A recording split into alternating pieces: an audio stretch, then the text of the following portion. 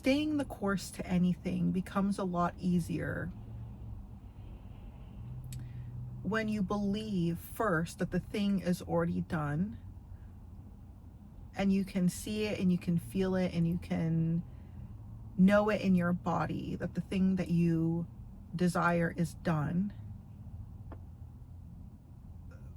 And if you allow yourself to really believe it, and you allow yourself to relax, and for your nervous system to become regulated, because what really causes us to trip ourselves up is when we are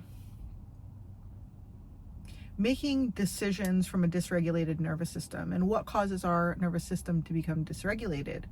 What really causes our system to become dysregulated is thoughts of fear and worry and uncertainty. And it is not ultimately true that there are things to worry about. There are things to be aware of, but you don't necessarily have to worry about them, because when you worry about something, you're taking the attention away from potential solutions that come to you, because you're so focused on the problem and thinking about all the ways that it can go on. And if you can only really focus on one thing at a time, you're taking the focus away from being aware and mindful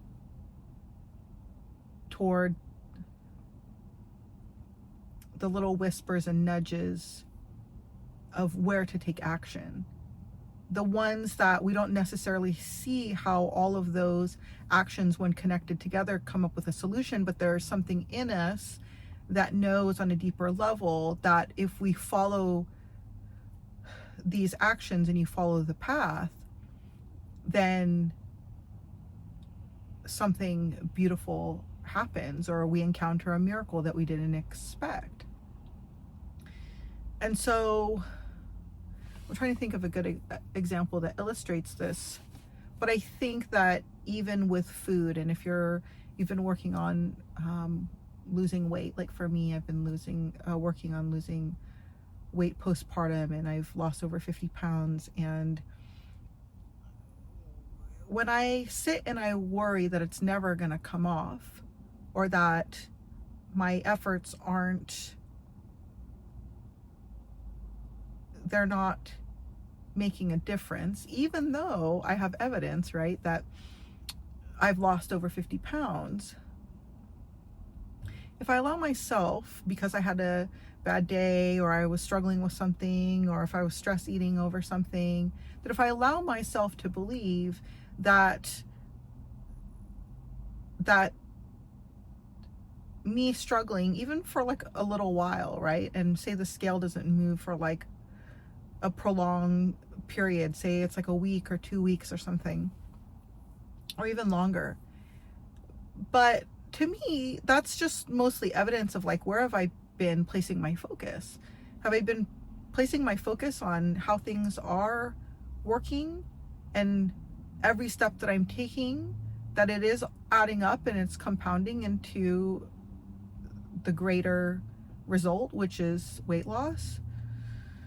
And so, if you focus on the worry component, then in the moment when you're having a hard time, you're going to go, oh, well, screw it. Like, I'm just going to, indulge in this, or I'm going to,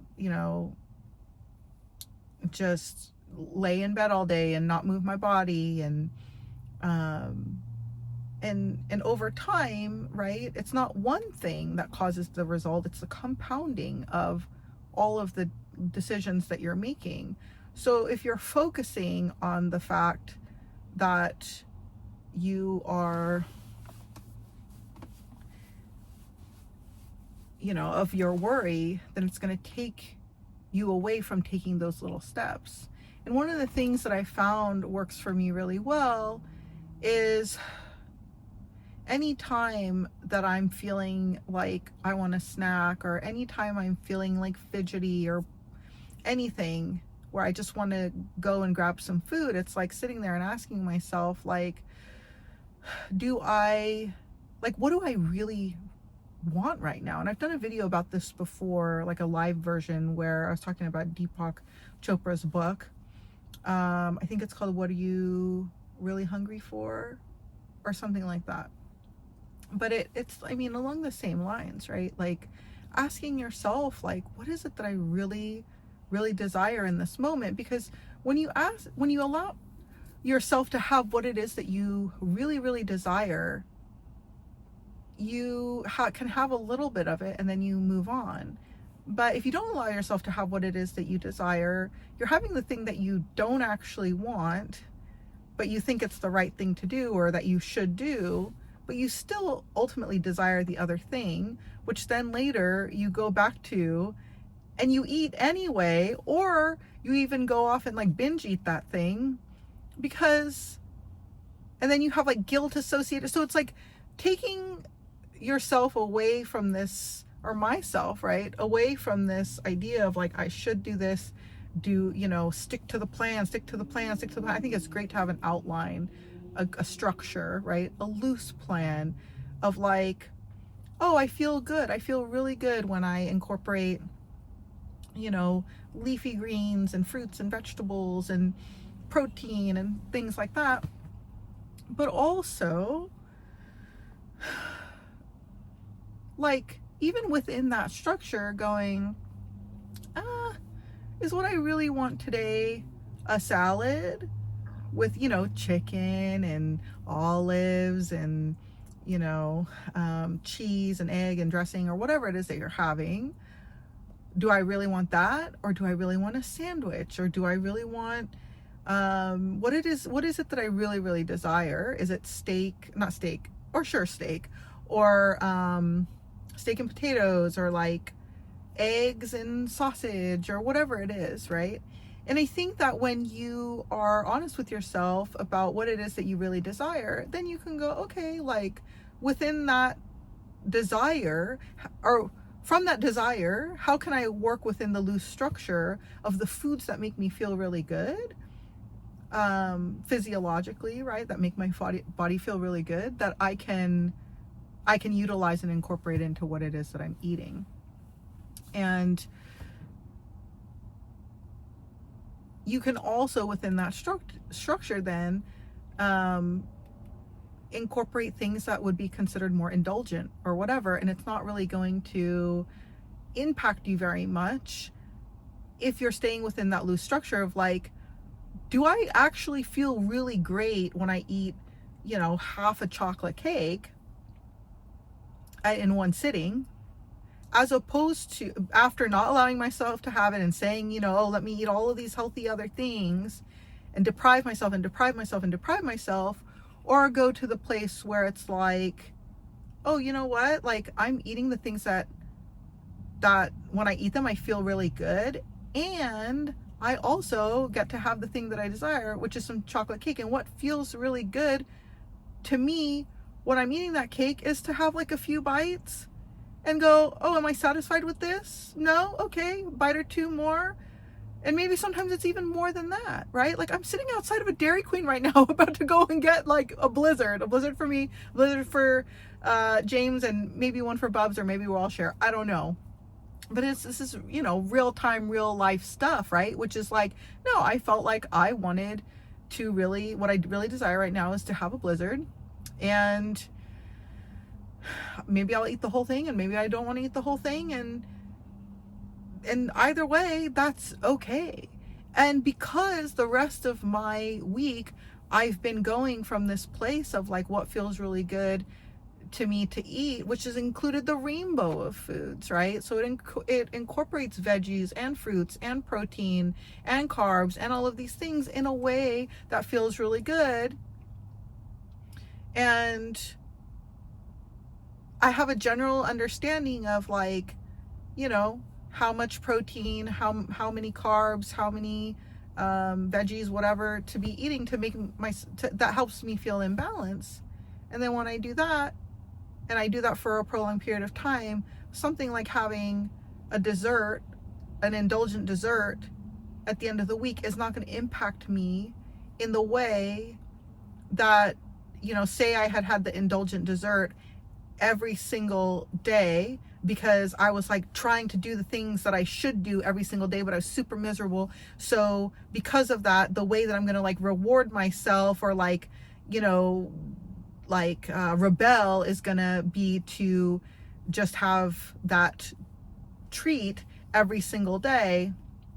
And that'll, because that's a action that you're taking every single day that compounds, and over time the compounding of what you're doing all the time is what the result is going to be on your body. Like, that's just science, right? So because at the end of the day, all of this is really relevant because the reason that we gain weight or maintain weight is due to a caloric surplus, essentially overeating. We are overeating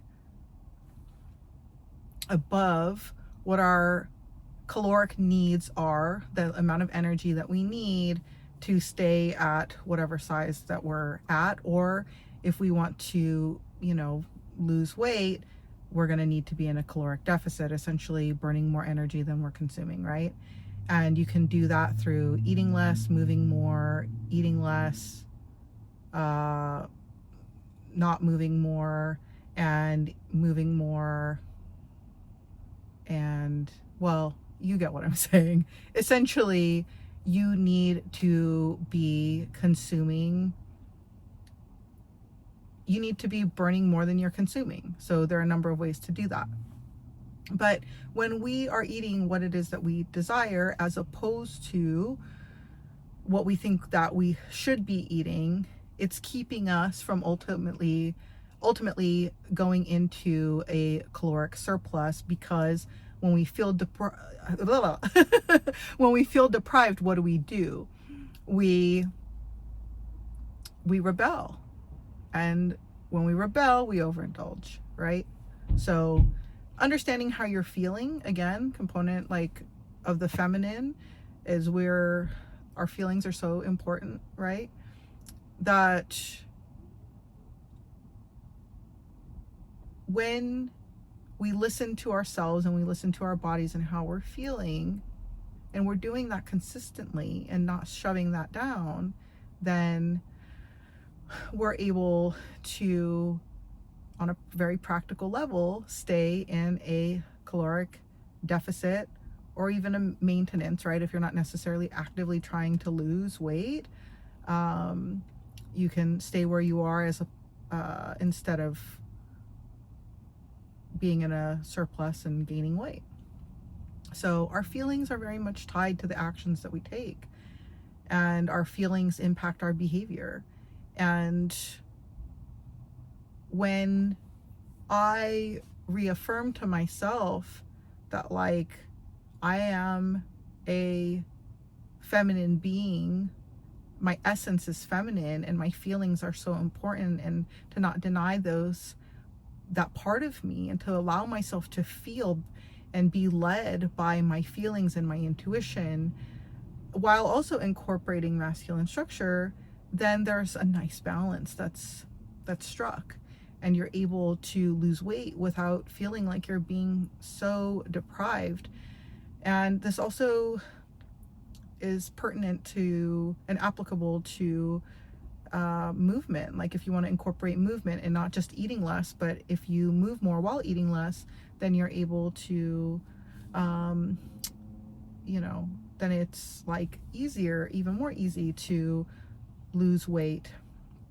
But if you're incorporating things that you hate and that make you feel awful, you're not going to want to continue to do it. So finding movement that feels really good, like dancing and taking walks, like those are ones that feel really good to me, right? Running used to be one that I really enjoyed when I was younger, not as much anymore. Anything that's super heavy on my body, like, I'm not super into. There's a time and place for it, but not right now where I'm at in my life.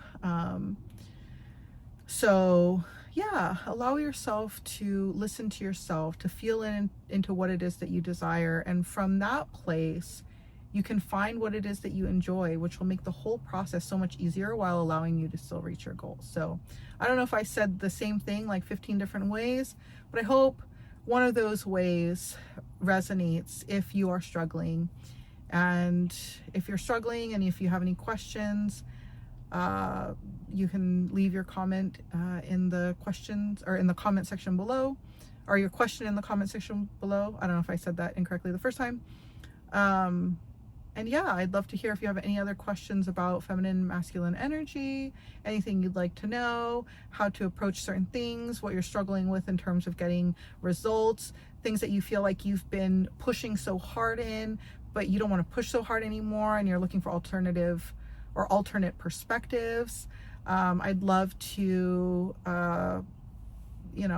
help and share some perspectives that I've learned in my 40 years of life, because there's a lot of things that I've tried that I liked, there's a lot of things that I've tried that I haven't liked, and some success, some things that I'm not a big failure person. I believe more in feedback than failure, because everything is a learning opportunity. So yeah, there's no stupid questions. So I'd love to hear if you have any, and I think that's all I have for today. Okay, thanks for hanging out with me, and I will see you in the next video. Bye. So I just want you to know that I got the goods. Woo!